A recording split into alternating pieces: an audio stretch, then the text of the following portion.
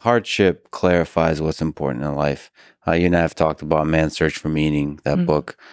Having kind of an ultimate hardship clarifies that finding joy in life is not about the environment, it's about your outlook on that environment.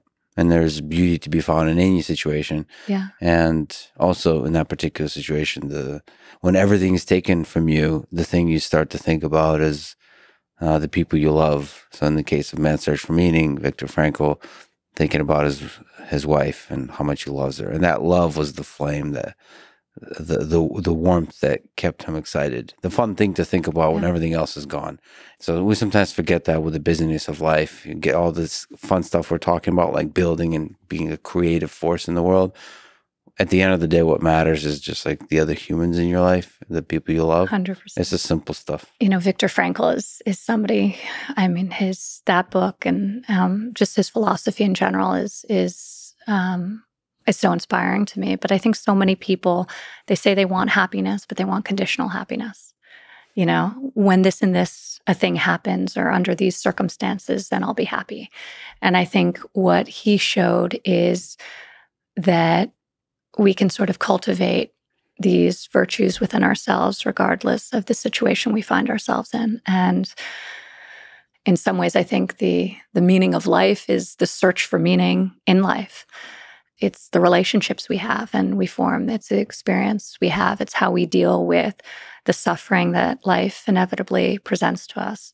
And Viktor Frankl does an amazing job highlighting that under the most horrific circumstances. And I think it's just super inspiring to me. He also shows that you can get so much from just like small joys, like getting a little more soup today than you did yesterday. I mean, it's the little stuff. If you allow yourself to love the little stuff of life, it's all around you. It's all there. So you don't need to like have these ambitious goals and the comparison being a thief of joy, that kind of stuff. Just like it's all around us, the ability to eat. Like when I was in the jungle and I got severely dehydrated because there's no water. You run out of water real quick. And I mean, the joy I felt when I got to drink. Like I didn't care about anything else. Speaking of things that matter in life, I would start to fantasize about water, and that was bringing me joy. You can tap into this feeling at any time. Exactly. Like, I was just tapping in just to stay positive. Go into your bathroom, turn on the sink, and watch the water. Oh, for sure. For sure. I mean, people really, it's good to have stuff taken away for a time. That's why struggle is good, to make you appreciate, to have a deep gratitude for when you have it. And water and food is a big one, but water is the biggest one. Yeah. I wouldn't recommend it necessarily to get severely dehydrated to appreciate water, but maybe every time you take a sip of water, you can have that kind of gratitude. There's a prayer in Judaism you're supposed to say every morning, which is basically thanking God for your body working.